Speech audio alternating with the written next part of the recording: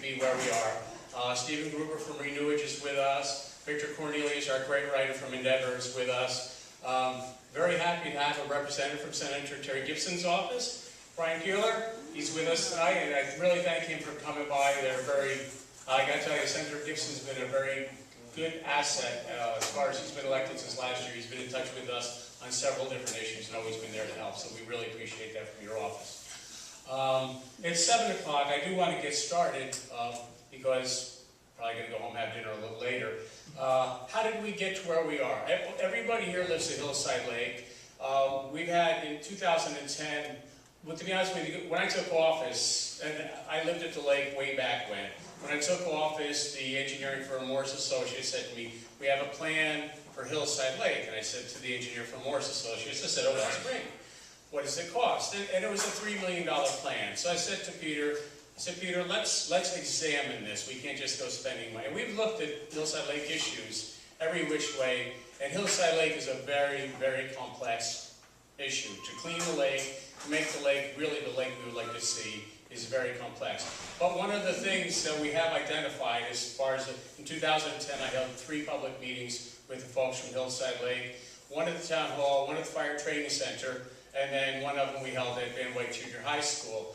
And at the junior high school, one thing that Deputy Supervisor Walker and I recognized was a woman got up and she said, well, your stormwater discharges into our lake and that impacts our lake. And I looked at that and I said, she's absolutely got a point there. And that is one of the issues with the lake. I wouldn't say that's the issue, but that is one of the issues that contributes to the problems we have with Hillside Lake. That being said, in the town of East Fishkill, we have probably nearly 5,000 catch basins. Town of East Fishkill is 53 square miles. And any time you have a stormwater drainage system, when you have a road, typically you'll have a stormwater drainage system. You have catch basins. Catch basins discharge to a lowest point, which would be a lake, retention pond, a running creek, or a wetland. And I don't want you to think we ignore these things. We have a crew. We're constantly repairing catch basins, stormwater system, constantly installing them also. And we have a crew that maintains them. We have a jet factor crew, and they go out and clean them every year. But when you look at these catch basins, let me just give you a little lesson. When catch basin, say you come downhill to a catch basin, that's a great thing. The pipe comes in here, the pipe goes out there. There's an area about this high called a sump. Some are deeper, but none are very much less than that. The sump catches, when the stormwater comes through, the sump will catch, the sand will fall into the sump, and then the water theoretically runs out the other side. But these things can be overwhelmed in high drainage, high storm situations, or sometimes if they're not built correctly. So that has been one of the issues we have recognized. So 2010, we put out a request for proposals, sent out 10 requests for proposals to engineering firms that do this kind of work.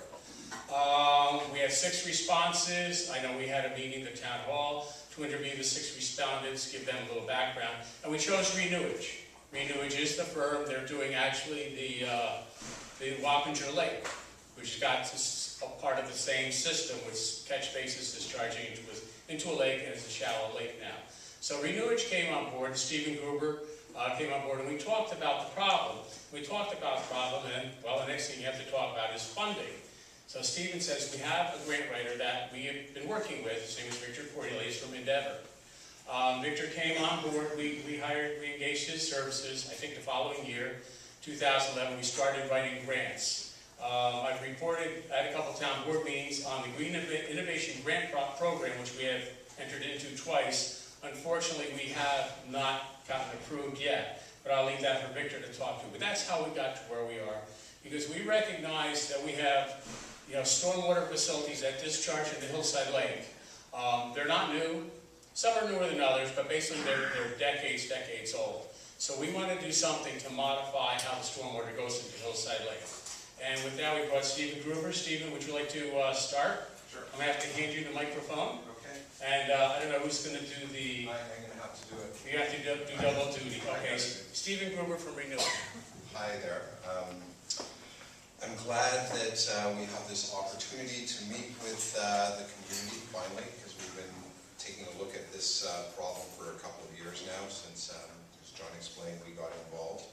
And just as a little bit of background about who we are and how we got here. We are an environmental consultant. We work with green and sustainable technologies that have been proven to be effective and economical and have been approved by regulators in many parts of the country.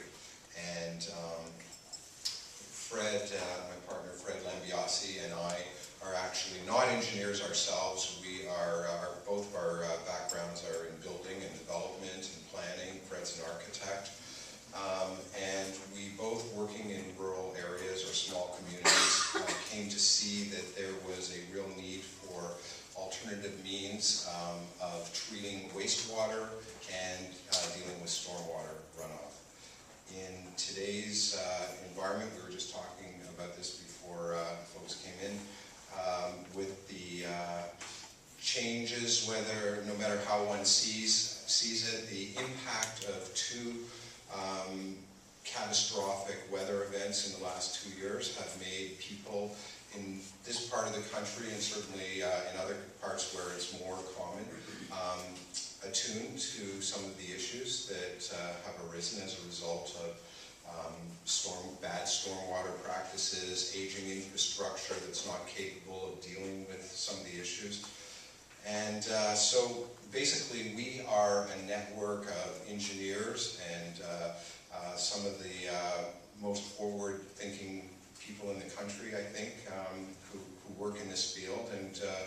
And we started working in New York State about 4 years ago, in Dutchess County actually, and we were fortunate to, you guys are not the guinea pigs for this approach. We were approached by as John said, we were approached by the village of Wappingers Falls about 3 years ago to take a look at their lake and a much bigger watershed that had huge issues, not just at the end point in the village, but throughout the watershed. And our guys who work with these types of approaches, with wetland treatments, came up with a plan, and we went to DEC with it, because if they're not on board, then we're not going anywhere anyway. So we went to DEC and we showed them what we had proposed for Wappingers, which was basically creating a series of these stormwater wetlands that capture most of the sediment and runoff before it goes into the lake. So while there's a multitude of issues affecting your lake and most of the other lakes in similar kinds of communities in this part of in the valley for sure, and other parts of the country, you know, one of the biggest issues is capturing the sediment and runoff before it goes in, and then one can then begin to tackle some of the other issues that are also contributing to the deterioration of the lake. Anyway, we went to DEC, and they said, look, this is new.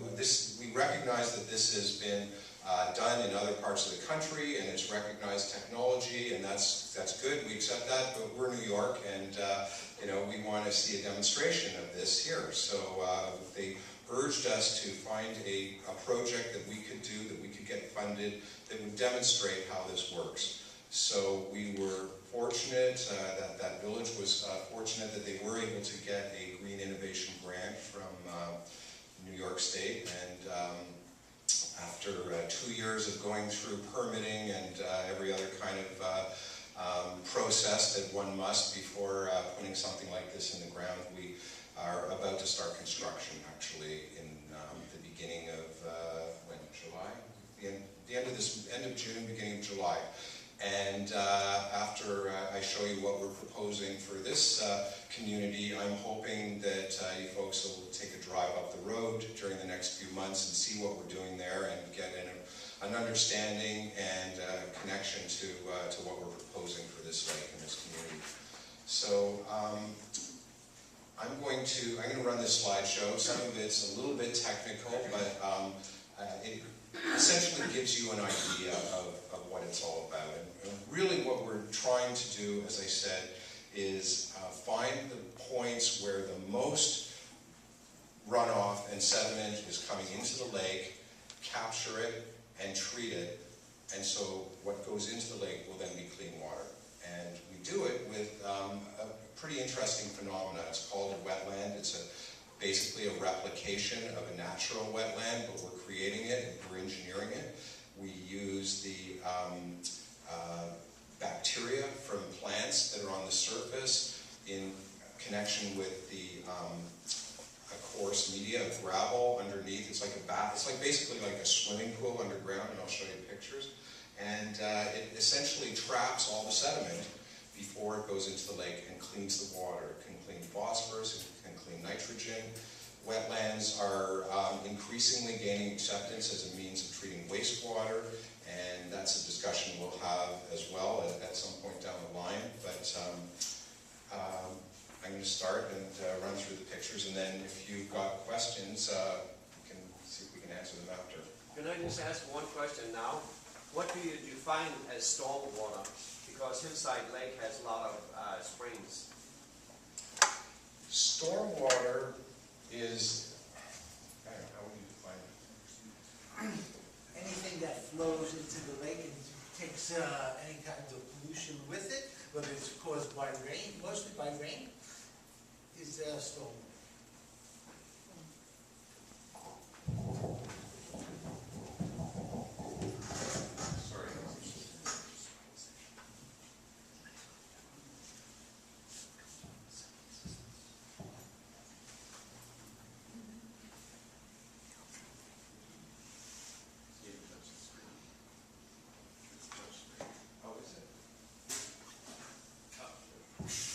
So, without further ado, Hillside Lake, as you all know, and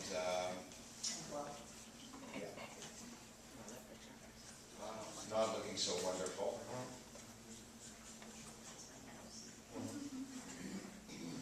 Basically, just a bit of background, you all know Hillside Lake's a 26-acre lake. It has a drainage area of 193 square miles. We developed a plan to identify and mitigate the stormwater runoff from the residential areas. Steve, if I may, just one thing. When you talk about Fishkill Creek has a drainage area of 193 square miles, you mean that there's 193 square miles area that's uphill that it all drains into the Hillside Lake Basin, correct? Correct. So the combination of man-made and the man-made nature of the lake, the heavy soils in the drainage area, and the high likelihood that the septic systems are not functioning properly, and increased stormwater pollutant loading that cause degradation of the water quality over time. Hillside Lake is listed as an impaired surface water in need of remediation.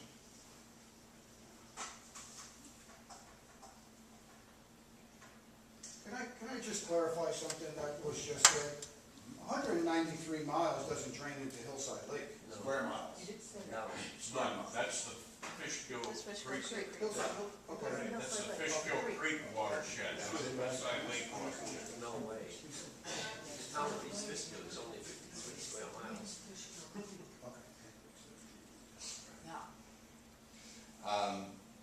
So what we did was we... One second, Steve. I'd just like to clarify that. But you said that that's the Fishkill Creek watershed, 193 square miles? That's what he said on his No, slide. that's with the Hillside Lake watershed, correct, Stephen? No. The drainage area No. of Hillside Lake is 193. Fishkill Creek watershed. Okay. Fishkill Creek watershed, not the Hillside Lake. Okay, sorry. Has Like it's drainage 26 area acres. of 193 square miles. Thank you. I'll read the pictures. So, this is the lake. What we did was try to identify the drainage areas. The main pollutant of concern is phosphorus, and though all on-site wastewater treatment systems are considered the primary source of loading, stormwater discharges likely contributes an increasing amount of phosphorus into the lake. And although over the years various restoration design options, including the dredging of the lake, as John said, were considered, the town of East Fishkill has identified improved stormwater management as the priority for improving the water quality of the lake, and New York DEC concurs. So we began our planning and engineering work with the delineation of the lake and the watershed and sub-watershed drainage areas, and we divided it into 10 significant runoff points.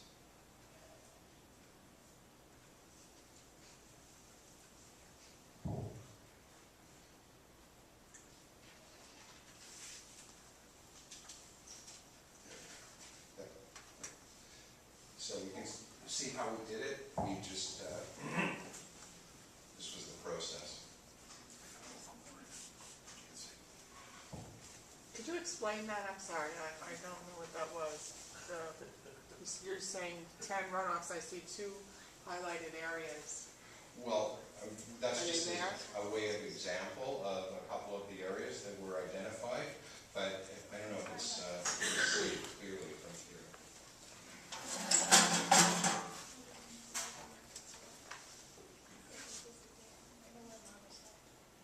The red lines indicate where the maximum drainage point is. Where's Hillside Lake Road on that map? Is that on the That's left the there? yellow line on the outside, Right, okay. to your left. It's in And yellow. then, Clove Branch, the Creamery Road is the one on the bottom there? I think so, right? Yes. Yeah. To the north south. Okay, I'm trying to get my bearings here.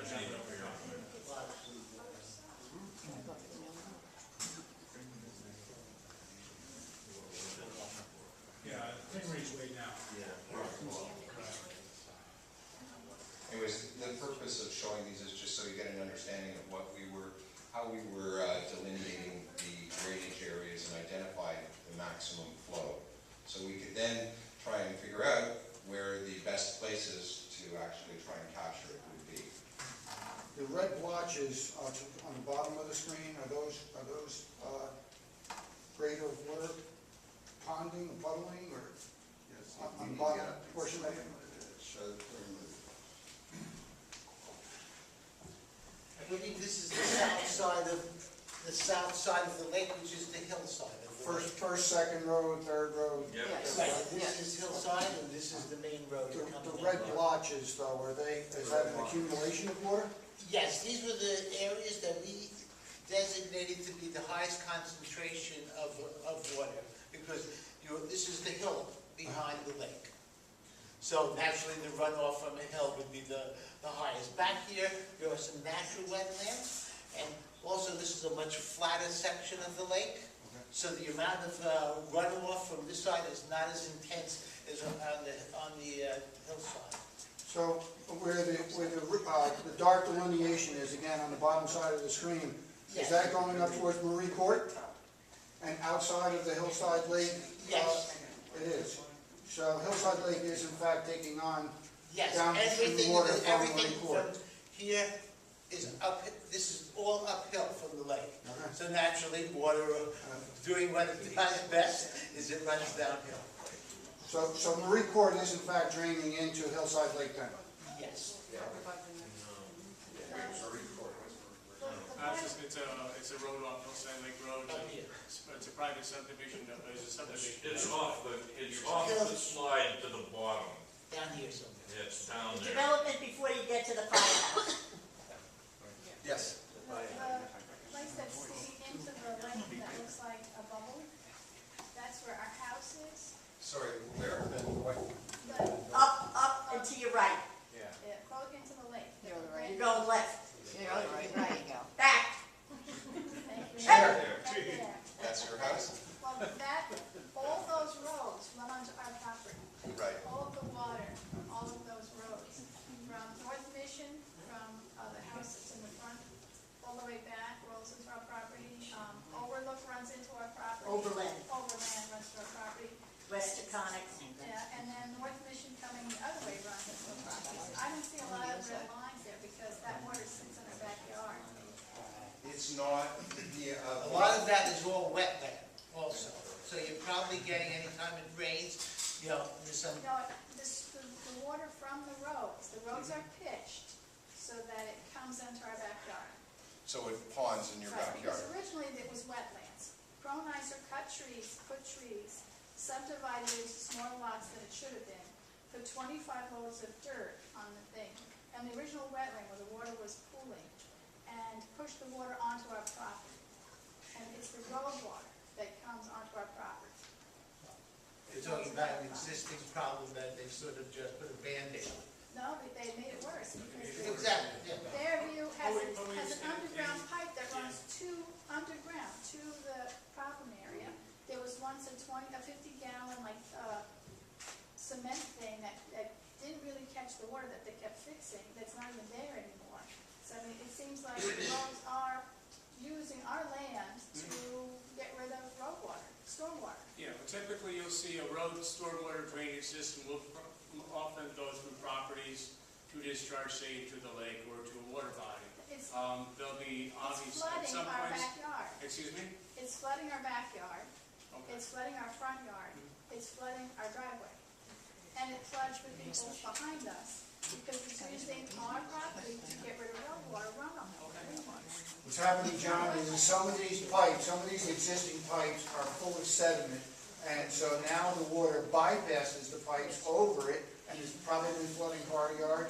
I can show you properties that flood over on North Hillside Road. Well, this is, What's your name, ma'am?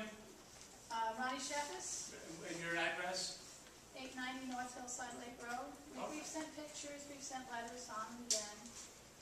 Well, and there are a couple issues here. If it is a flood pipe, we could certainly have that corrected. But it's been fixed, but from Fairview, the pipe runs to us. And you can't fix the pitch of the pipe. It has to pitch it away from our property. And the roads are pitched to drain into our property. No, but Keith and Mr. DeMasso had said that was a flood pipe was part of the problem. What happens, especially when you get areas in Hillside Lake, we're discussing with the highway superintendent, Hillside Lake, a lot of areas are basically flat. It's hard to get the water from here to there without a lot of effort. In some places, you can have somebody call up, and in some places, it's just downright impossible when you look at the elevations. I could have Dennis take a look at this. We've seen, there was that house way in the back of Hillside Lake. There used to be a ponding area. That unfortunately was filled and they built a house. That created a real issue for us because that was the area that historically water had always gone to. Now it doesn't. So, yeah, water's an issue, and I could take a look at, I could talk with Dennis and take a look at this. The If it's a area flood that pipe, was it's not meant okay. to catch the water, you gave permission to build on. I'm sorry, what's that? But the land that used to be there to Mhm. catch the water, you gave permission to subdivide to smaller lots and build on it. And the roads all pitched to our backyard. Right, It wasn't a natural wetland. right. But it It's wasn't a pitched. problem until they built the lot. So they made those two lots. Okay, we'll take a Can look. I fast forward something?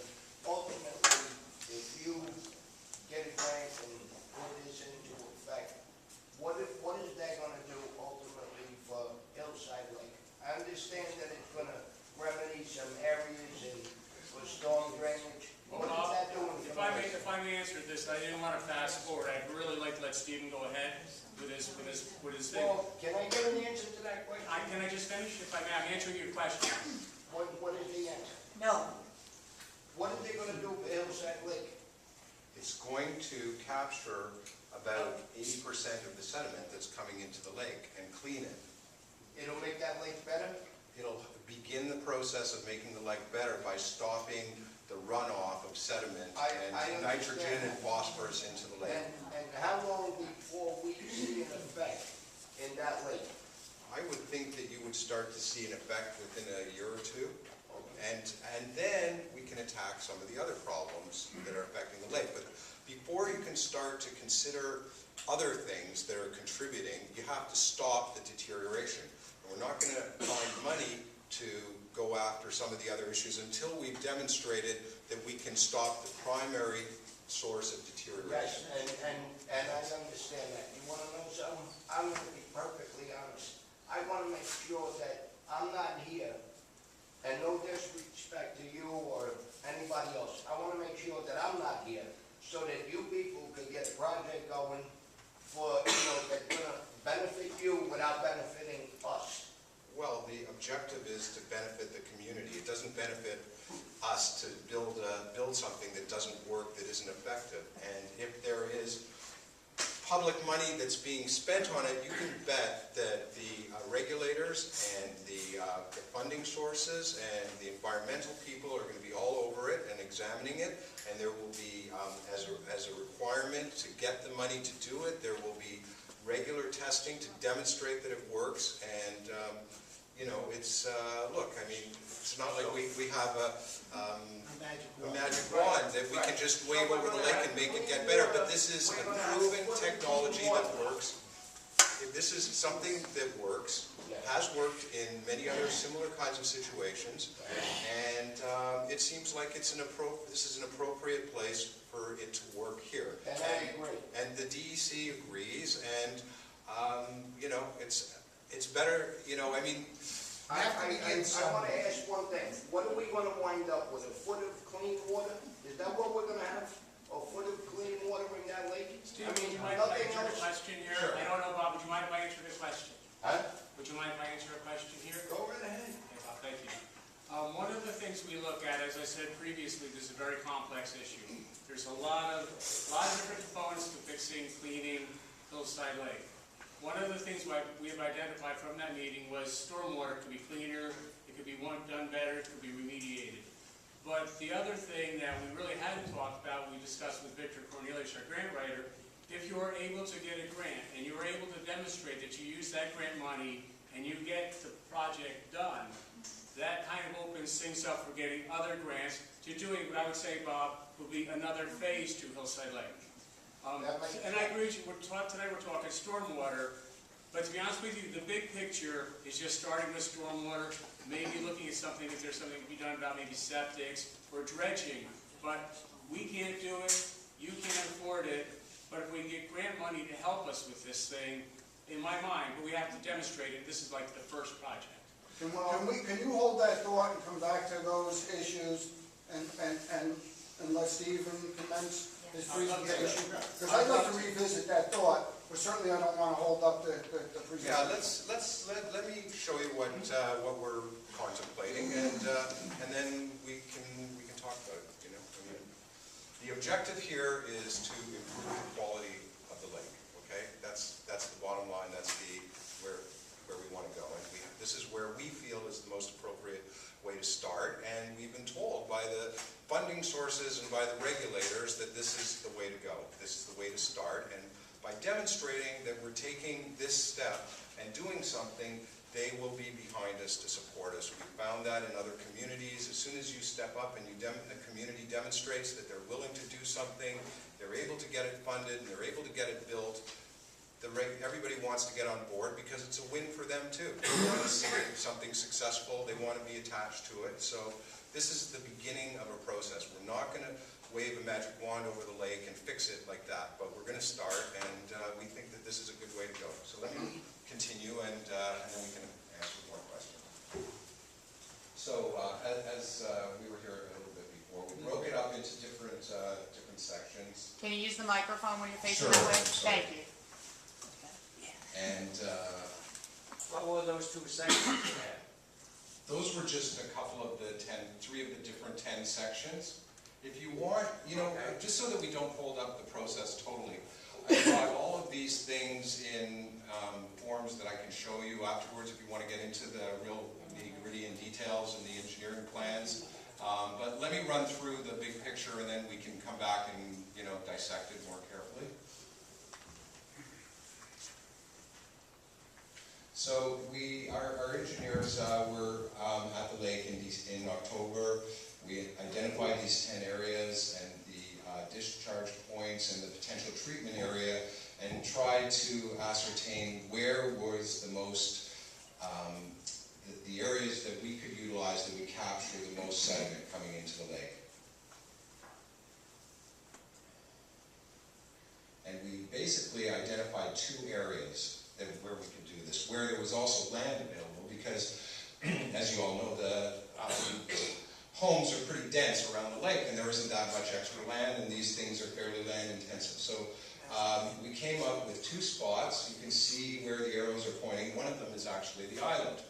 And assuming that we're able to get control of the island, we think that this is a really good spot. We will take capture the storm water and take it to a treatment area on the island, and the other one will be in that beach area where the other arrow is. You can see a little better identify the 2 areas where we're going to do these treatments.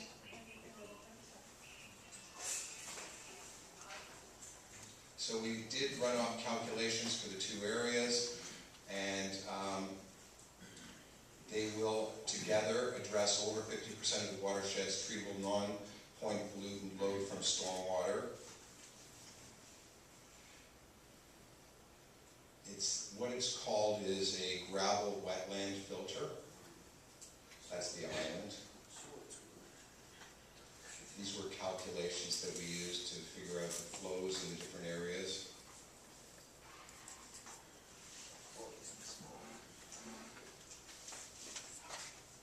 These were calculations and plans that we took to DEC to get their support.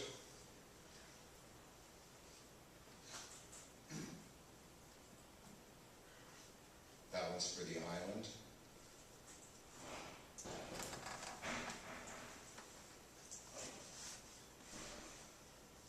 Basically, a gravel wetland is like a big filter.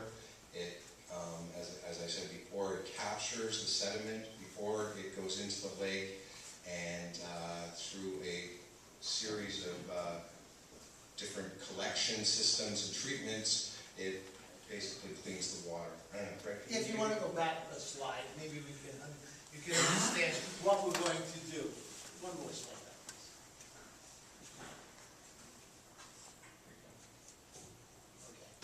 What we do is, first of all, we have what we call a forebay. This is where most of the, like if you have an inch or two of rain that comes, it's really coming down quick. And we collect it in this forebay, which is this section here. And this will immediately start to filter the water and take the larger pieces of debris and collect them in this forebay. It is then, when that fills up, and also that has an overflow factor to it, so that if there's too much water in the system, usually the first inch or two of rain is what pulls off the pollution, the oil slick, the sand, all this is within the first hour of rain or the first inch that falls. So this is really what you want to collect. The rest is, is a lot cleaner water. So we will originally gather all that water in this forebay. And then there are a series of chambers that when it fills up, it flows off to the next section, which is the gravel wetland. And in this gravel wetland, it's like a big swimming pool. We contain the water. It has a base, a liner in it, so that the water cannot seep into the ground, and any pollutants or phosphates or anything we're trying to clean is collected. While it's sitting in there, there's also a bacteria anaerobic system that's happening. And this will clean, bacteria eats up the sludge and and any of the pollutants. And then at that point, it goes on to another system where we build another, what we call a large wetland system. This is the second degree of filtration, a finer tuning of it. And then that water will then return into the lake. So we have done a three-step phase of cleaning it. We clean the big debris, then we clean it a little bit more, and then finally it's like a fine-tuning of the water that will go in the lake. Now, this is not going to solve, every bit of problem in that lake. It took a long time for the lake to get to the condition it's in, and this is the first step in trying to put a stop on the pollution getting in the lake. There are other factors in the lake that will contribute to the pollution, but this is a good first step, has been agreed. This is the best we can do at this moment. How do you discard what gets collected? Eventually, what gets collected, how do you get rid of that? Or is that okay? That will slowly, that slowly filters down into the next system. But it's like But basically, there's always a certain amount of water in it. but it's basically like a flushing system, and it captures it, and it has to be pumped out once or twice a year. Oh, okay. There will But be it's a not sludge factor. toxic. There is some maintenance to this. But that's what I'm getting at. Yeah. That's not being said, unless the question is asked. Well, this is why you're asking the You guys questions. gotta mention that. Well, this is why we have you to ask the questions, in case we So you don't want disappoint. me to start asking questions. Now, road salt in the winter months that has dissolved, where in that particular system would that be addressed? It can actually capture salt, actually, and treat it. In the soluble condition? Yeah. And it's amazing what a wetland can process, actually, and treat.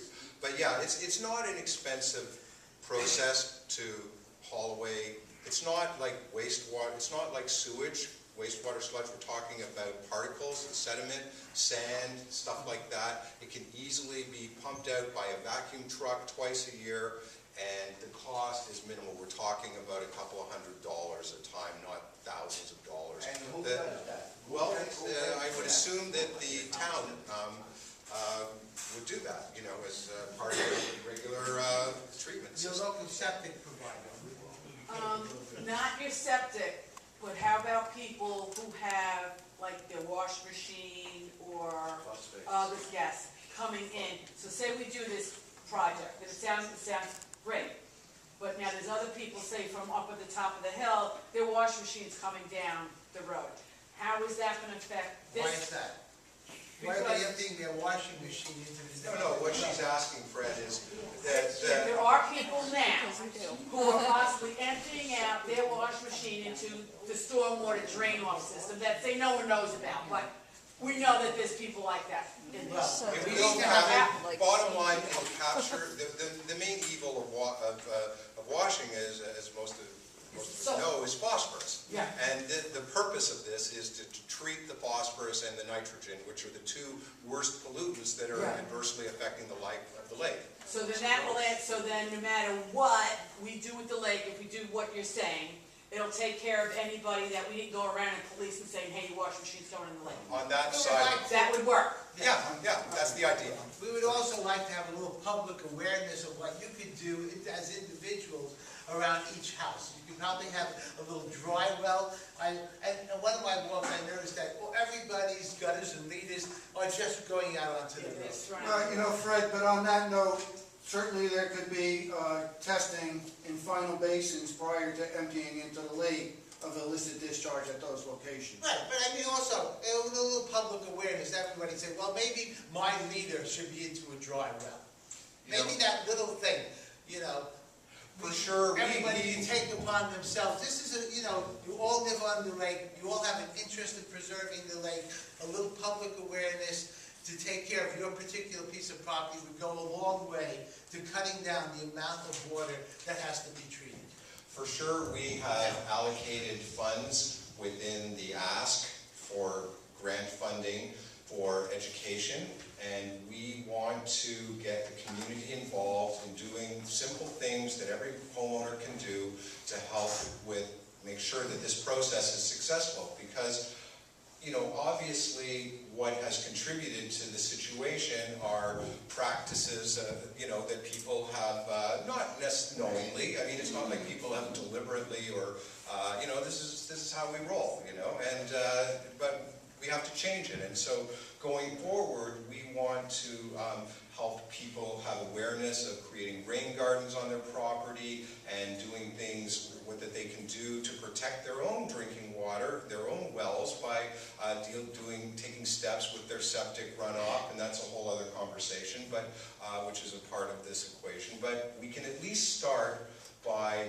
capturing the phosphorus and the nitrogen that are going into the lake, and and the sediment and the actual solid things that are going into the lake and runoff. Yes. There's one thing though, out of the 400 houses out there, I bet you 250 have a driveway, as you call it, where there's kitchen sink and the washing machine goes in.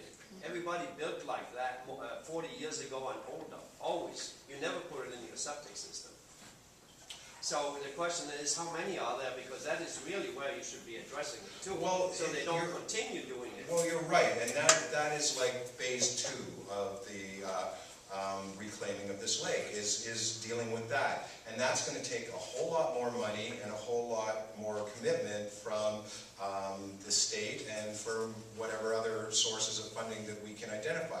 But that's what we have come to understand, and what we've been led to believe is that if we start with an identifiable, doable step, and we show that we're actually making progress, and there's a commitment, and it's effective, then we can go to them with a lot more authenticity and a lot more, viability to sourcing out funds to help people do those changes and providing alternative technologies and systems to replace some of those 40-year-old systems that are a source of the problem. And we have your guarantee that you're going to stay on board after this project, if in fact it's approved, that you're going to be there for us? Our professional, we're in business, and our success is based on the success of these things that we do. So, you know, grabbing the quick money up front and running away we want to build these things all over the state. And to us, this is an important showpiece of our engineers' work and what we do and how this type of technology can be effective in communities like this. That's not an answer to my question. That's a good history. I'm asking you, will you guarantee us that you're going to be on board with us after this to try and get the... Bob, you're gonna be dead before it's finished, so don't worry about it. We're gonna be committed to maintain this, to make sure that this thing operates properly, and to be there to support it, and to train people to operate it, and to be on call as needed. I don't want to be redundant, but you're not answering the question. Let's hold it. 5 minutes after this meeting. Hold it. Can you save your questions till the end? Huh? Can you save your questions till the end? I sure Otherwise, can. we'll never get through I this. sure can, but why didn't you say that to other people that got off? Come on, Let's come on. finish this slideshow, and then we can talk. Okay, yeah, we need to talk about the money, that's important too. I mean, I can show you how it works, but I gotta let Victor get up here and explain how we're gonna actually pay for this thing. So that's what it looks like, basically. That's a sketch. I don't know if you can see it. As I said earlier, I've got lots of this stuff here that people can come and take a look at. If you want to get in touch with me by email, I can send you stuff. You know, we want to be as open and transparent and communicative as possible. So whatever questions you have about what it is, how it works, what we're doing, we want to, we want to work with you and give you those answers. Thank you. Okay, so again, that's sort of a cross-section. The nice thing about this is that it's a natural phenomena. This is not like we're putting a machine on the ground in your community. It's actually on the surface, a pretty attractive thing that's landscaped. It has a garden on top, and it can be used as an area to demonstrate to other places how this works, and it can be quite aesthetically pleasing, and it can be designed to be integrated into the community, or into the environment that it's in.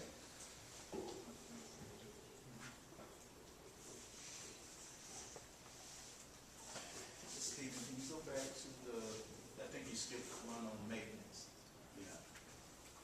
Before that. Monitoring and maintenance. The primary purpose of the system is sediment removal to minimize accumulation within the lake, as well as the nutrients such as nitrogen and phosphorus that are typically associated with sediment discharge. Therefore, it's important to monitor the depth of sediment within the treatment system.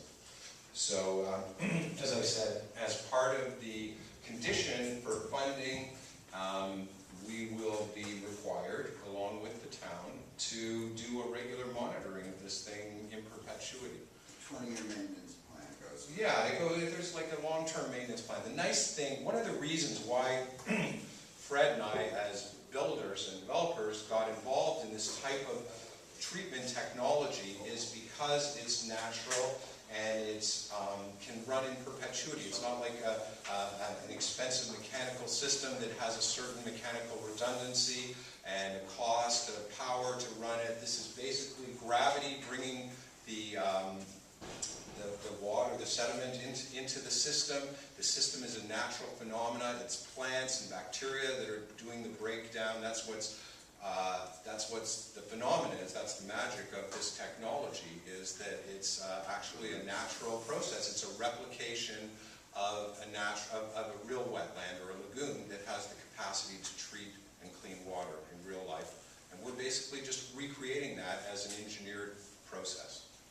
Steve, I asked you once before if there were pumps involved, and I believe your response was yes, there was, because I in fact asked. There's an aeration pump. Okay. Yeah, we have to provide aeration, which accelerates the breakdown of the bacteria. But because we're putting these two systems at the base of the hill, we don't have, it's gravity flow.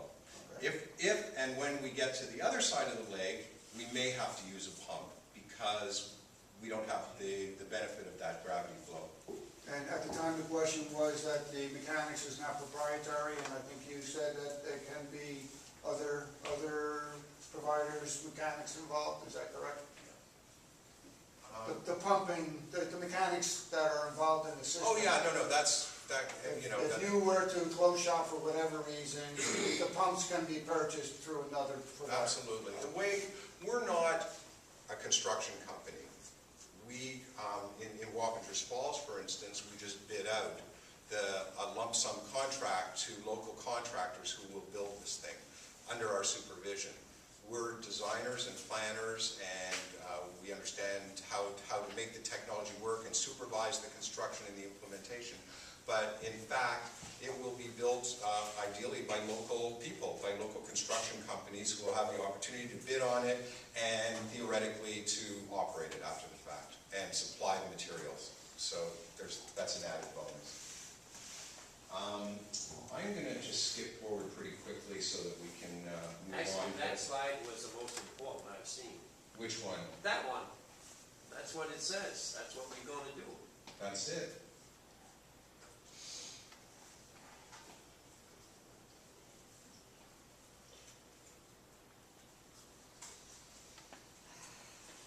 That's what it looks like on the surface. That's under construction, so it theoretically will look a little nicer than that when it's all the plants are up. But this is a similar situation in Wappingers Falls. That's what their lake looks like.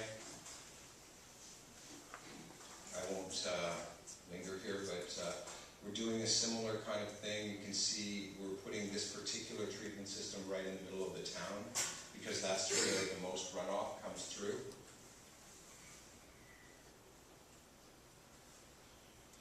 And I think I'll maybe stop at this point. I think... The grant has been approved or it's pending? No, I'm going to let Victor talk. Okay. Victor's the money guy. We're the technology guys. Okay. Can I ask a question? Sure.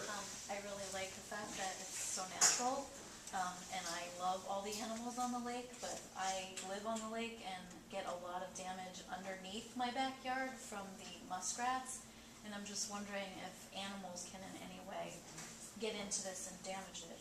That's going to be addressed.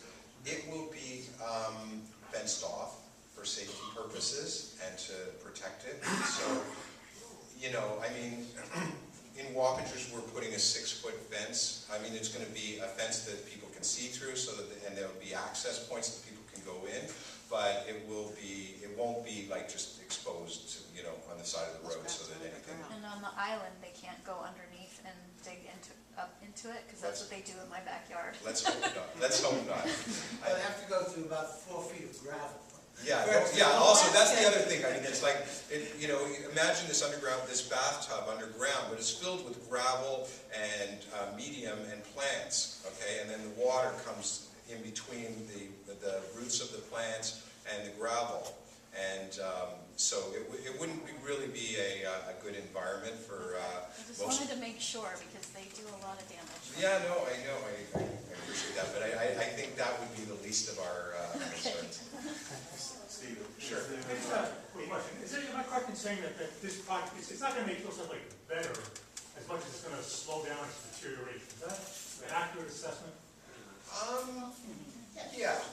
Okay, that's fine. Yeah, I mean, no, let's call a spade. We're not, we're stopping the process of deterioration. Right, okay, so you're not making it better, just... Well, but it will be better, because if you're stopping the deterioration, the water quality in the lake is going to improve, because we're not continuously putting crap into the lake. There's nothing required that remove existing sediment that's already clogging up the lake. Not immediately, no. Oh, okay. No. I mean, that's like, you know, phase 3. All right, that's what I thought. Yeah. Yeah, absolutely. Just one other question. How are you going to channel the water from that hill, which is a very wide area, into those two small, narrow wetland areas?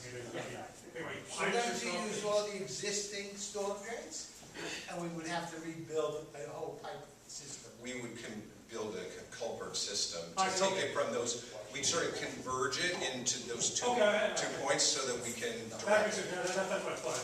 Yeah, yeah. Steve, one other thing.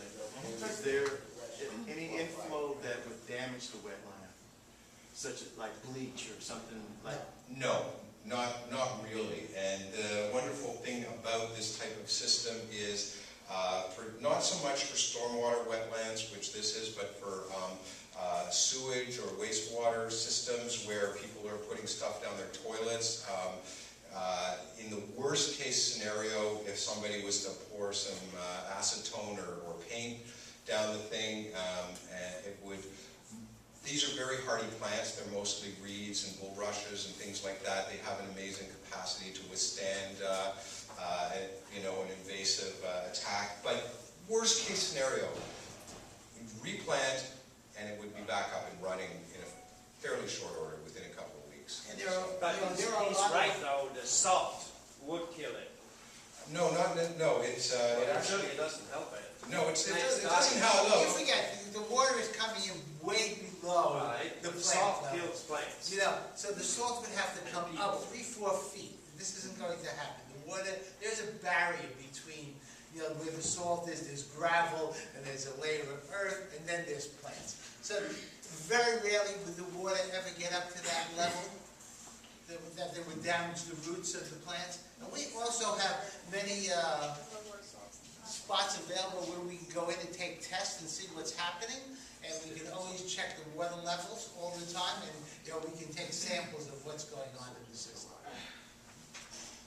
And you would have to put a tremendous amount of bleach. Everybody in the entire town would have to pour bleach. Yeah, everybody would have to pour. I hope it's in-house. Everybody would have to do it at the same time almost to shock the system that much that it would kill the plants. And again, the worst case scenario, you replant the plants. That's the beautiful thing about a natural system is that it's the cost, of maintaining it and the cost of replacing it if you had to is pretty minimal. Yes? You mentioned cost. Yes. What is your cost to us? Well, theoretically, my cost to you is nothing because we're hoping to get this funded by the state of New York. We've been turned down twice. What were the reasons for the turn down? I'm going to let Victor... Let's let Victor Okay. come up. Victor's the money guy. Good evening, everybody. A little quick background on me. I'm Germantown-based.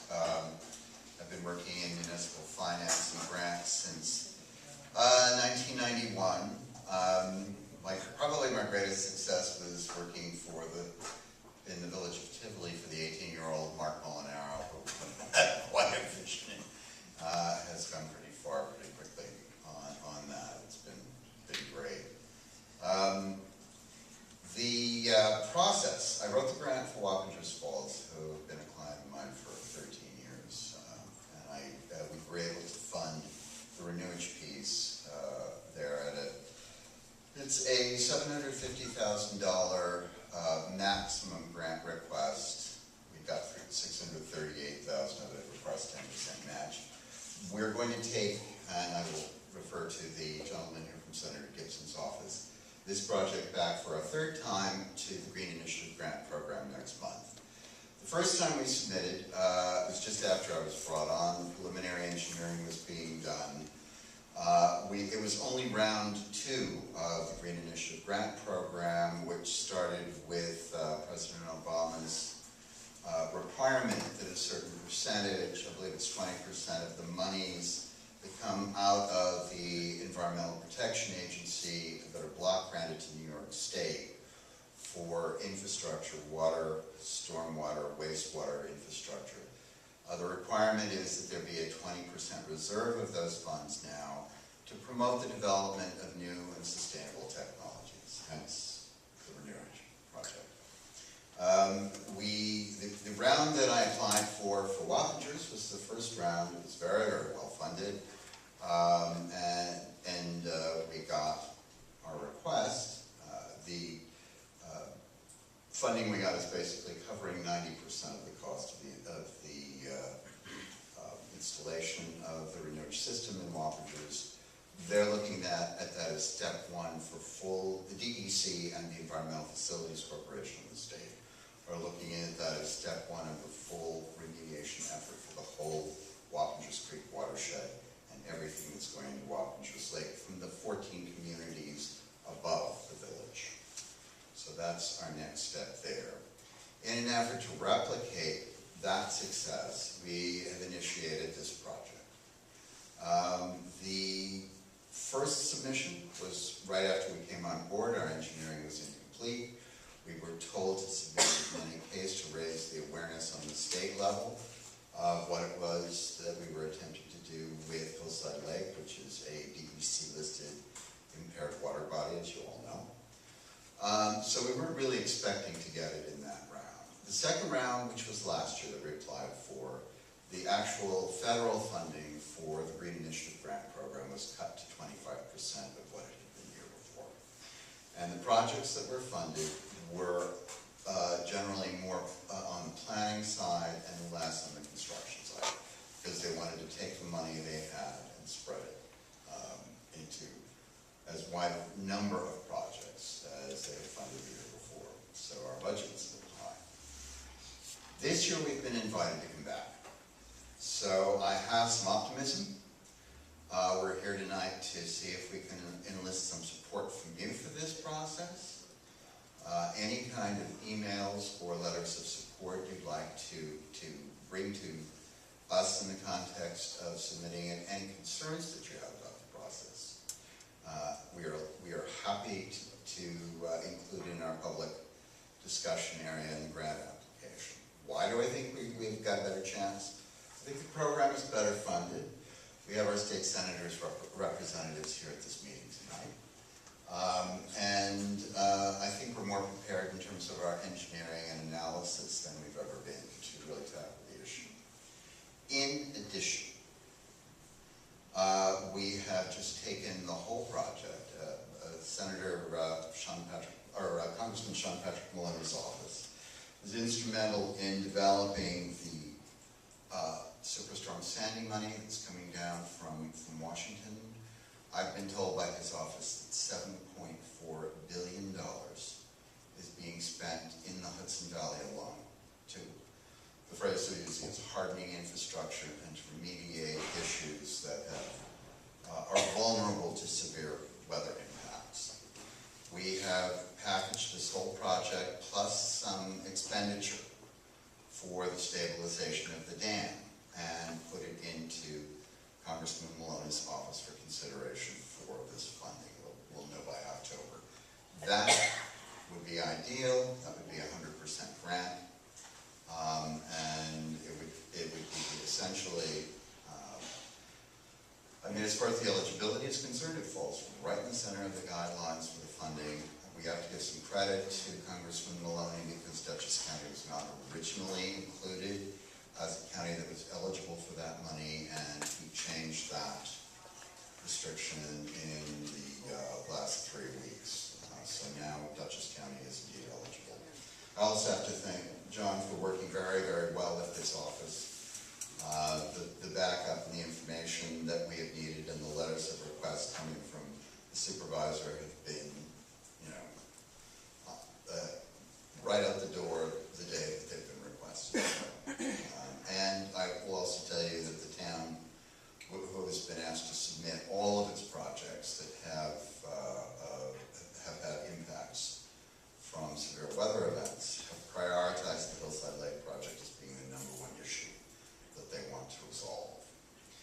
So that much I can tell you. And in addition, I've just learned in the last few days that as far as the design and engineering expenses are concerned, the Clean Water State Revolving Fund through the Environmental Facilities Corporation, state agency, has changed its parameters to give out grants for design and engineering. And they have removed the income restriction. Most communities, the applicant community had to have a fairly low median household income. That's been revised in this round, so you were actually eligible for grant funding for simply the engineering portion, as well as everything else.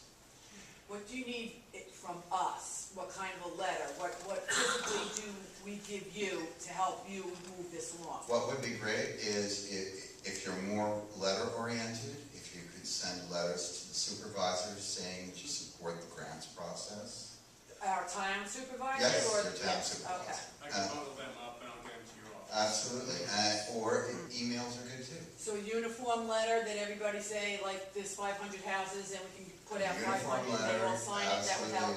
absolutely, the more I can show, that there's support for this project from the residents, the better off we are in terms of getting it. And if I may, Victor, on that point, if you do email me, please put in the subject line, Hillside Lake Project, so I know, because I get a lot of emails before.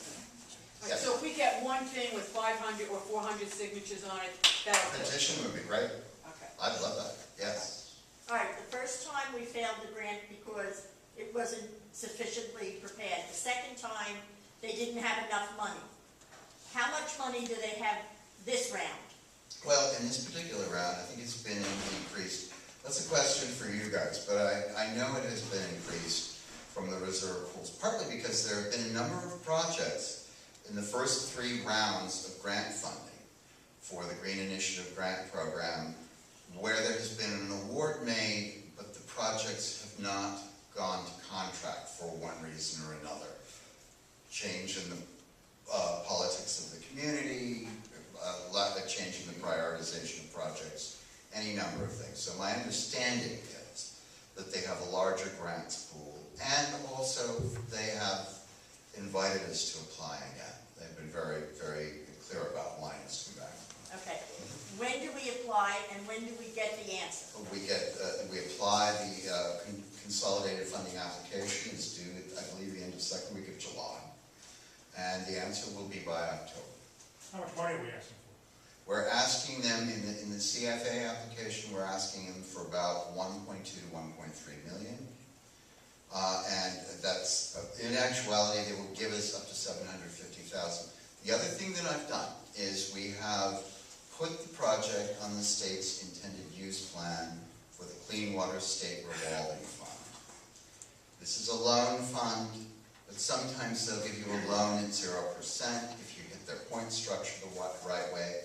Sometimes they have, if they're getting enough money from the federal government, a thing called principal forgiveness. What I always like to do with my clients is get the worst possible borrowing scenario nailed down and then try and backfill with grants against it.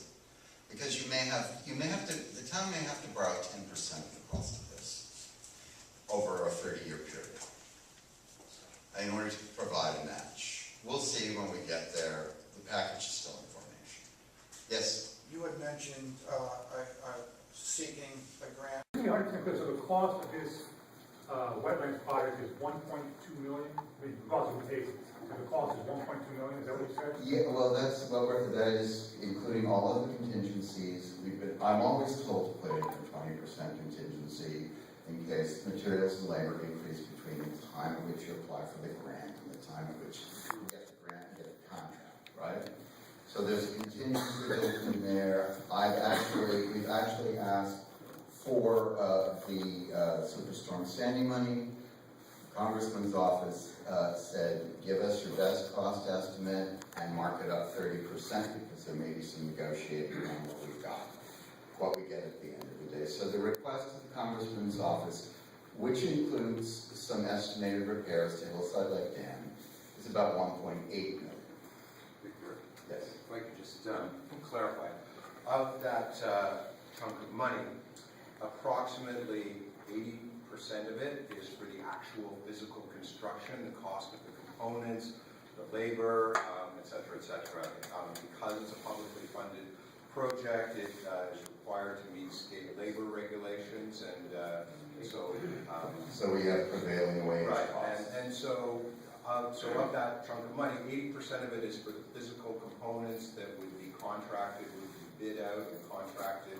The rest of it is for planning, design, permitting, all the usual stuff, which is... And the previous 2 grant requests, they were entirely for Hillside Lake? They had no other... No, they were entirely for Hillside Lake. Okay. So, I'm going to speak for myself. You're asking for support, my support. Right. Sorry. Yeah, that's really rude. I should have done that. I think I was the supervisor, so make sure everybody's still with us. Right, okay. No sleeping. Yes, I'm asking you for your support. Okay. And I'm also asking you to voice your qualifications. I'm gonna revert back to the question that I asked before. Sure. Despite the fact that there was that nobody knows if so-and-so is gonna live for the next 5 minutes or whatever, you know, in that direction, it was, okay. You people are a reputable company, correct? Well, I'm a grass farmer. Okay, Right. you're a reputable company. Yeah. And so, what I wanna know from you is, I wanna support you, but I wanna know that you're gonna be there for us with these other grants that are gonna benefit Hillside Lake. Now, you may not be here, God forbid, I hope you're here for another 100 years, but your company can assure us that you'll be on board with us for the rest of these other projects and grants that we need for Hillside Lake. The engineers that are designing this have their professional stamps on this and their professional reputations. This is their bread and butter. You know what? And they have to stand behind it. Not behind that, behind us. You wanna know something? Listen, I'm a lot different than a lot of people, and I get it. I've seen it all too many times. Not you per se. People get fat, move on to California, do another project over there, and we left standing alone. Well, let me see if I can address That's you. where I'm going. Let me see if I can That's all address your concern. So long as you people are reading. No, I understand that, but let me see if I can address your concern for a minute. One of the things that is attractive to the state and federal government about this technology is that it basically requires a back flush twice a year. This is not rocket science. It's not even as difficult or as labor intensive as draining a normal septic system. It is pretty low on the maintenance curve, which is a really big plus for everybody. Second, we get points in our application for talking about and describing and designing an outline for a 20-year maintenance plan for the system that the municipality, through their own Department of Public Works, can affect. So that has to be part of the plan. That we come into it with a finished project that can be maintained by the town. I understand that, but we also have, you know, other interests for the lake to benefit. Sure. And again, I'll revert back to, you know, we're gonna have a foot of clean water for the next 5 years, and what is that gonna do for us? We're actually being solicited right now, is what we're. No, well, let me finish that too. I mean, I'm the grant writer here, and I've got the longer view in mind. There's the issue of suspended solids, nitrates, and phosphorus. You know darn well that when you're washing your lawn fertilizer into your lake, it's going to turn the thing into a swamp, because everything's going to fall like crazy. This project and this technique is to remove that impact in the lake. That's number one. I understand. Number two, we have a septic issue that we've got to deal with. I live in Southern Columbia County. I've got a well, and I've got a septic system that's about 300 feet above my well, and I'm really clear about what I have to maintain and take care of there. And you have an older system. A lot of you have older systems that date back 30, 40 years. So there is a wastewater component of this that we need to engage. We're talking with Dutchess County Water and Wastewater about a solution for that. The first piece in the puzzle is to take care of the stormwater, then we move on to the wastewater solution. Then, when we take care of the stuff that's going into the lake, you can dredge it, because you don't have more stuff going into it. There's no point in dredging it before that. Not without a grant, we can't dredge it. There is grant money, there's a lot of grant money available. Okay, since you mentioned dredging. Right. And we also are talking significantly about sedimentation. Right. And you talked about evaluating the source of the sedimentation. Absolutely. And Steve and Fred, is that part of your project? Yes. Because there's been accusations that the sedimentation, we own it, or we own part of it. And I think there's going to be a learning curve for everybody. First, I think that the renewage system engages a lot of the sedimentation that's going down through the storm. I think that the discussion of what comes off of your houses and how it drains is something that we can address, that you can address as a community, and we might be able to engage in some individual technological solutions. But there's obvious, it's obvious, there's a nose on your face at each and every outflow from the Right. sedimentation buildup. Right. Okay? Well, that's what we're trying to deal with. I understand that, but I mean, the lake is now approximately 2 feet deep now. I've lived there for 32 years, and Virtually every man-made lake in the Hudson River estuary has the same problem. What you have, the Wappinger Lake is identical, and their lake sits right on top of their aquifers. I appreciate what you're saying. However, the people in this room happen to bear the brunt of a taxation or a tax levy for the maintenance of this lake. And there's all finger pointing going on that that sediment in the lake is ours, when in fact it is driven there. Well, I think at the end of the day, if you can take care, if you can remove it before it gets into the lake, and you can do it by a grant program, That would be great. That's what we're trying That to do. would be great. Victor, if I may, one thing I'd like to respond to this, that this project we're looking at with renewage is not paid for by the residents of the Hillside Lake Park. I understand that. It's paid for by the town. I fully understand that. Everybody, but it includes everybody in the town of East Fishkill. I fully understand that. However, this discussion is over 2 years old, as you well know. I just wanted to make that point there. Excuse me? I just wanted to make that point there. And we're moving as quickly as we can. One of the things you have to understand as well is that the funding streams, if you turn on the evening news, you'll understand that the funding streams are like a moving target. You know, this Congress says nothing for anything other than the military, and then all of a sudden there's $64 billion at the end of January. So you cannot expect that there's not going to be money. You have to nail it down when it comes, and we're moving as quickly as we can to be ready. Well, I have no problem paying as a town resident. I do have a big problem paying as a small community resident. I understand. Yes. Could you be more specific on how we can help? Should we do something like, is it petition.org or something, where we get people even outside of Hillside Lake to sign a petition, or is it better to have Something on your website? That's what I was thinking. Can you put something on the town's website that we could have people? You want to do something like that, you can just go on the website and you can click on it. I'll have to talk to our webmaster, see if we can do this. Yeah, Sure. yeah, I mean, we have until the middle of July, and in fact, it could happen.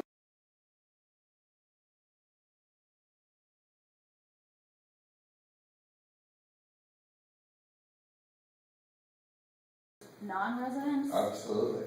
And talking points for a letter, is this gonna raise our property values? Is this gonna keep our It's going to basements from flooding? It's going to improve your quality of life. Oh, I know that, but are there more talking points besides living on a beautiful lake that we should put in the letter? Or is that Water quality, improvement of water quality is really the key phrase. And the reason for that is that the points in the structure around what we're trying to do here are because Hillside Lake is a listed impaired water body of the DEC. So the important phrase is needing to improve the quality of water in the lake. for the wildlife, or Just improve the water quality. just, that's it? Because, frankly, the lake has got probably, most likely, some peripheral impact on your wells, so that's drinking water quality. Has that been investigated, that it's going to improve that? Yeah, anything positively, anything that you do positively to the lake is going to improve your well water. That would be a key factor. Yeah, well, That's the. everybody knows, the DEC understands. But it's hard to understand for some of us, because it's uphill from everything there. I mean, how is that going to improve the wells? Well, the wells are underneath the lake. Yeah, some of them, but they're very shallow, they're only 50 feet, Well, some of them. Any more questions on the funding side? Just kind of come up front, but then I understand that this project is really only going to address the stormwater on that south side of the lake. You just have to. Because of the slope, there's a majority of the stormwater that runs into the lake is coming from that side, because it's capturing But every. if I remember your picture, you had sort of red on the other side as well. Yeah, there's obviously, I mean, there's residents all around the lake, but the predominant flow into the Give me lake, a percent, what percentage of the flow we're talking about addressing at this time? I would say at least 50%, but possibly as much as 80%.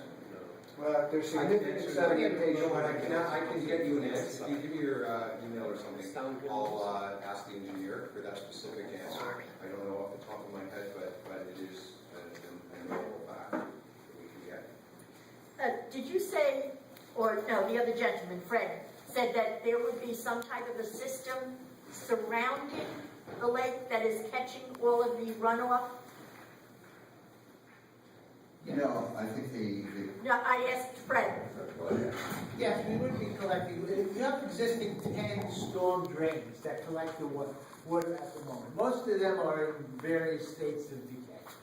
You know, as the one woman said, you get, you're flooding in your backyard, probably because this doesn't exist underground anymore. It's blocked up, it's clogged.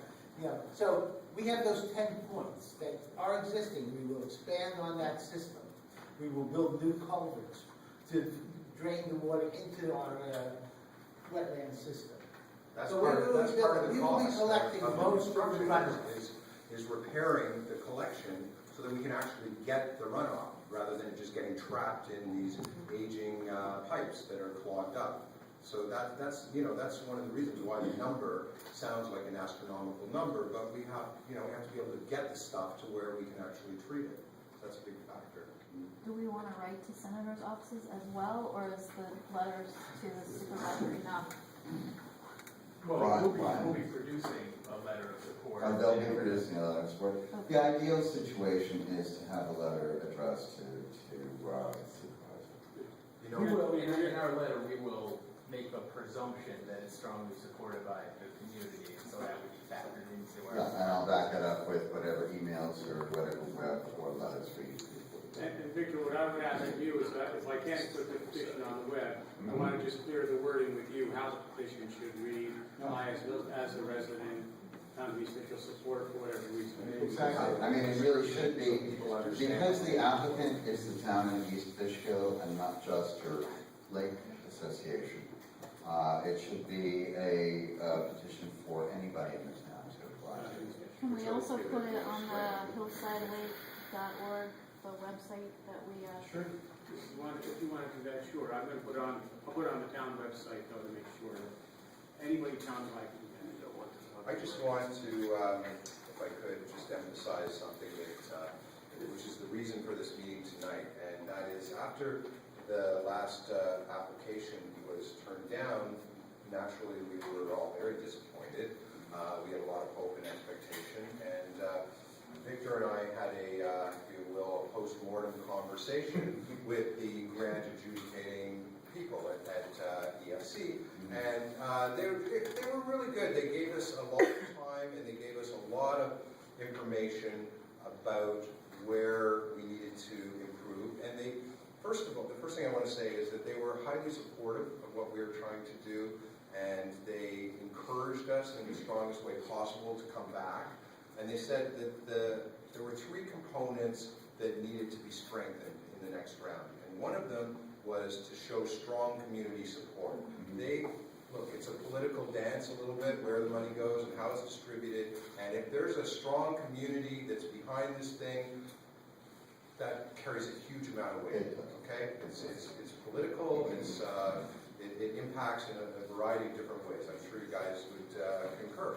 So the community speaking with one voice, clearly, the whole community, I mean, not just the lake, but the town. Good demonstration support. Yeah, absolutely.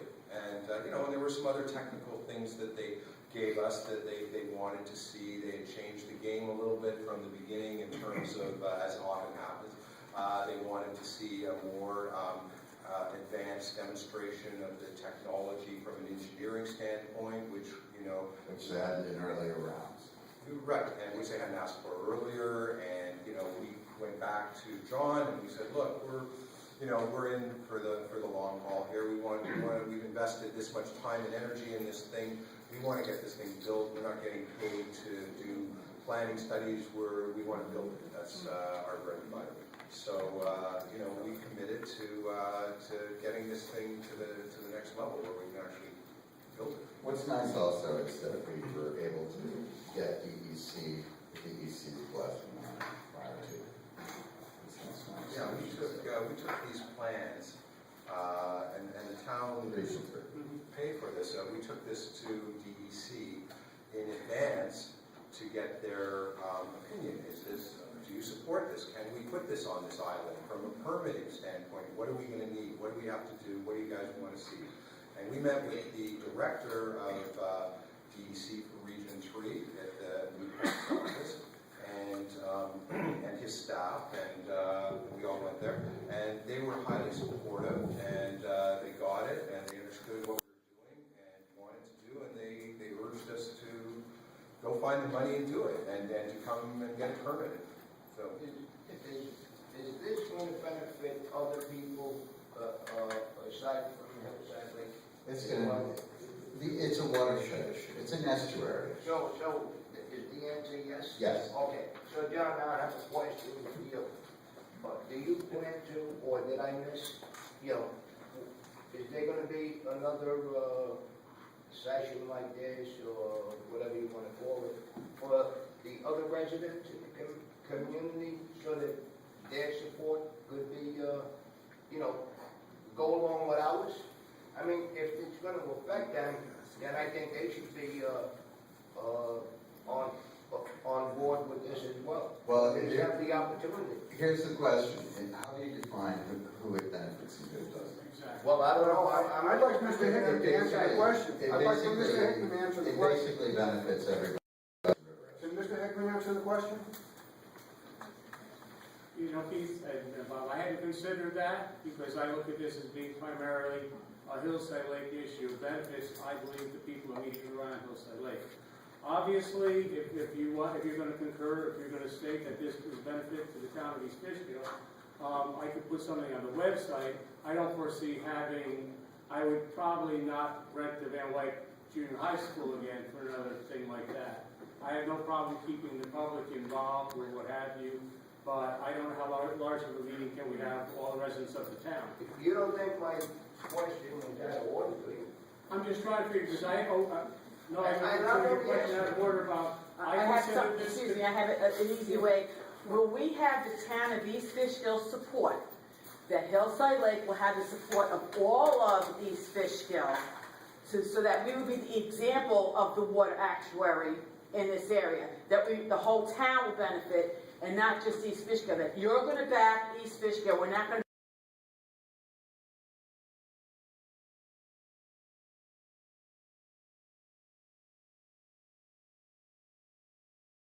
My Can I town's answer back. that question for you? The town actually has done a very considerable expense on the engineering and on all of the efforts that are being made to make this happen. And also there are many other projects that are, well, I think there are 3 projects. 3 other projects on top. That the town would like to submit to Congressman Maloney at some point for this funding in the next 2 years. But they made it very clear to his offices that this is the one they want funded now. Okay, great. There's also a July 18th meeting, Mr. Hickman. Excuse me? There's also a July 18th meeting. So is that Mr. DeMassa?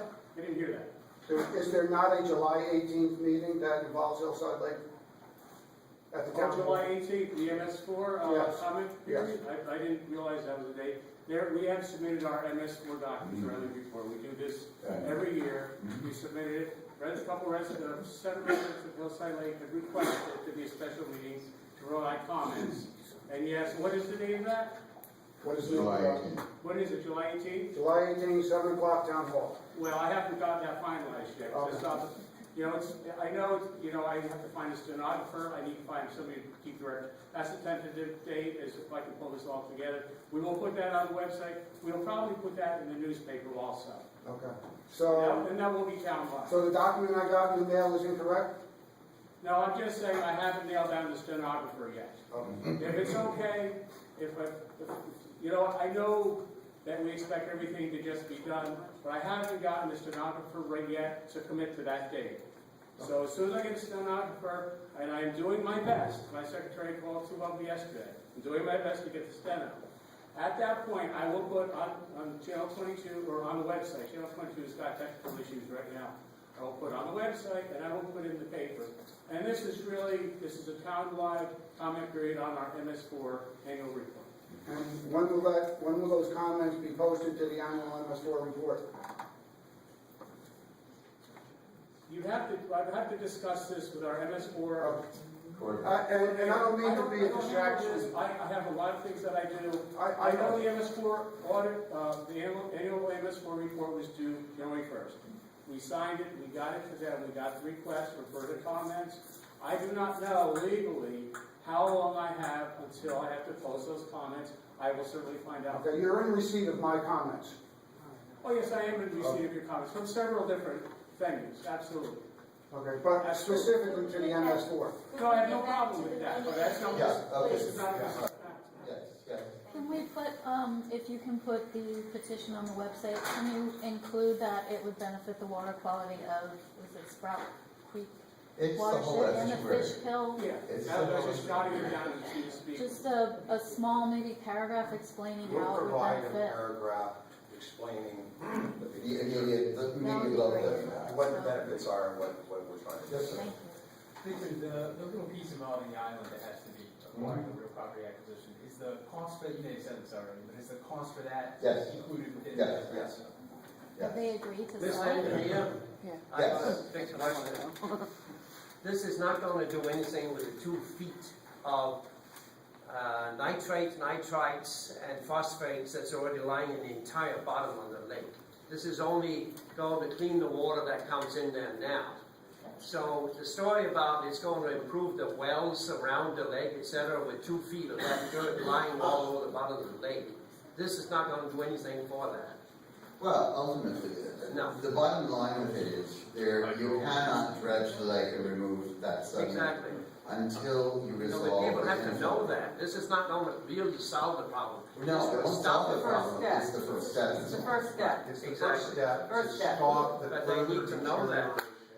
Because they can't sell their houses out there with the wells they have now. Get to that eventually. I'm anxious for it to happen. Let me I also can't give wait you- for it to happen. Let me give you another point of view on this from my, I mean, I'm asking a lot of watershed issues in a lot of communities dealing with aquifers and impacts and all kinds of things from watersheds. The DEC, which of course, as you all know, is fairly underfunded because of all the cutbacks in the last few years, has got a virtually unlimited number of impaired water bodies on it. They are prioritizing their direction of what funds they get, and they are getting some of this superstorm standing on.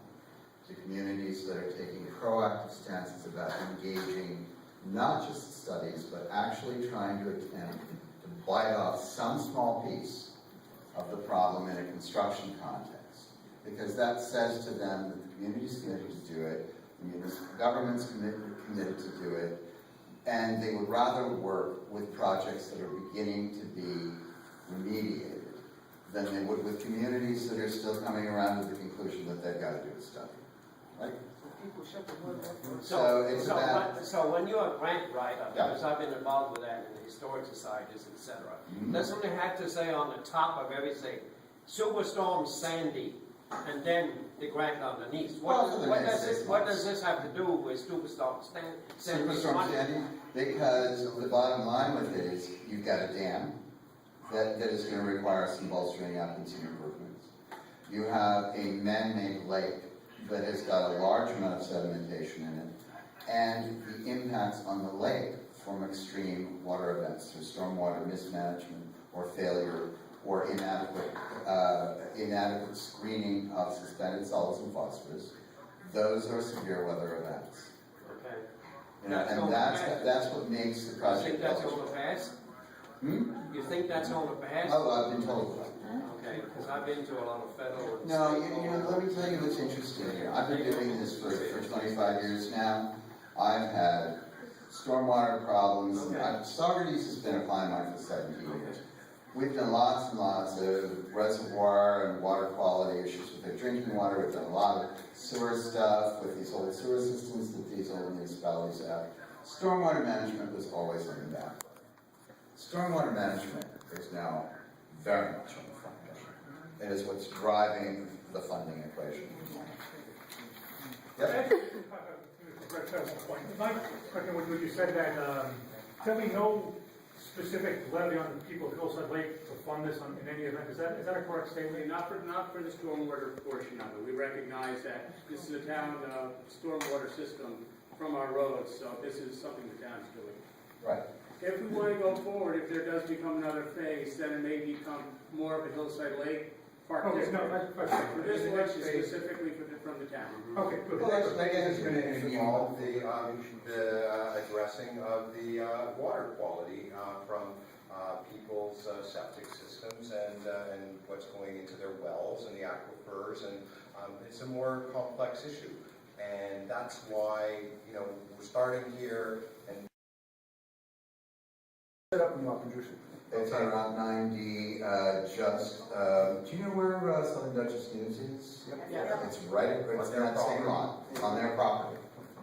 So you guys are pretty optimistic that we'll get this grant approved in July? We're gonna get it approved one way or another. One way or another. I've got like another couple of programs coming down the pipe, and I'm trying to fund it 3 or 4 different ways.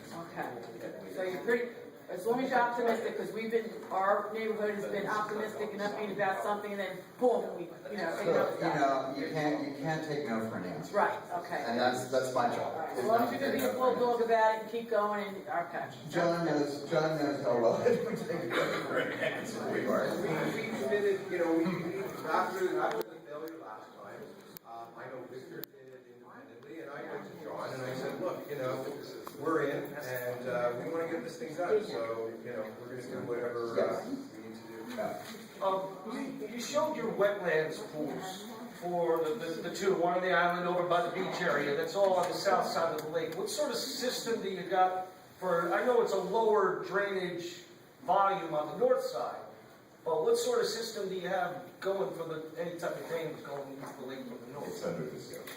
What we're hoping is that if we can get these two funded, which captures the vast majority, then we can keep rolling on the other side. But this is the low-hanging fruit in terms of technically being able to do it and being able to fund it and justify funding it because it's capturing the majority. So if we're successful on the one side, then obviously we're going to go look for money to work on the other side. The DEC has always said do what you can do. Take the problem apart in the pieces that you can deal with, and then it will begin to unravel more and more.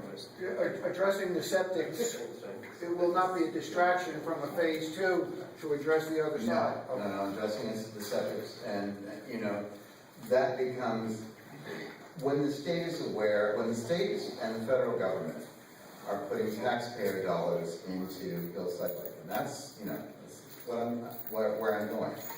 If we get federal money for this, you have to understand every taxpayer in America that was paying for Hillside Lake. All right?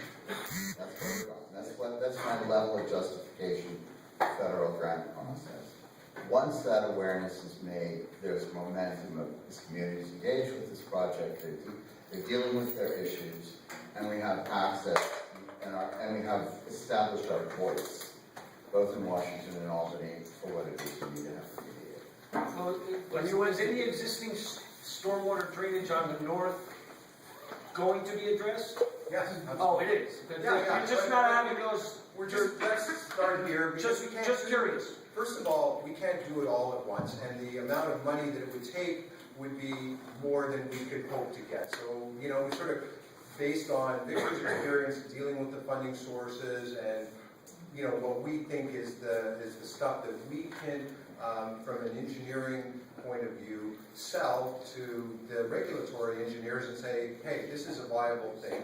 And Fred just told me that, in fact, the south side will capture over 60% of the runoff. But when you went to DEC, all of you, there wasn't an engineer like me or somebody neutral at DEC that said, gee, you know, yeah, that's nice, that's going to help clean the lake because of all the stuff going out there. But wasn't there a real engineer there that said, wait a minute, I mean, what are you doing about stopping it from coming down there? Didn't somebody say that at DEC? John Chancellor, and they said, tackle the inflows. But they are engineers. I mean, that's who we. Yeah, but I can't imagine why they wouldn't make you stop the stuff coming in there. That's what we're doing. That's what this first That's section what we're is. proposing. What are you talking about? You clean it up when it's already in the lake. We're cleaning it up before it comes into the lake. Yeah, I know that, but the stuff is still coming down to your system. You mean Why from don't the we 5 stop it million so it points doesn't? further up there? Exactly. Why do we need It's to much more run cost down there? effective to deal with it when you have 4 or 5 different areas where it's being siphoned into. Yeah, right. Yeah, and, I mean, you can't stop the rain, and, you know, I mean, if they're natural phenomena, then we just don't, it would be beyond the capacity of any engineering we could, or anybody else could conceive of to stop it. So capturing it at the maximum point of outfall into the lake is the best practice. And, you know, that's pretty clear. Have the owners I of just the don't island want you to accept lose your grant No, application, we're not gonna lose the because grant. there will be some asshole like me coming there. Well, I could write you a book on that Okay. subject, but, And your name, sir, is? Right. Have the owners of the I island have been to committed to 2600 selling places, it? so I'm They're I definitely, speak with the owner regularly. He's pretty much on board. pretty much. We haven't signed any documents, he knows what we're trying to Steve, do, can I ask a and he's very question? supportive. He's willing to stop. Does he hear? Thank you very much for your brilliant presentation. I just have one question as to, anyway, about the water coming down the hill.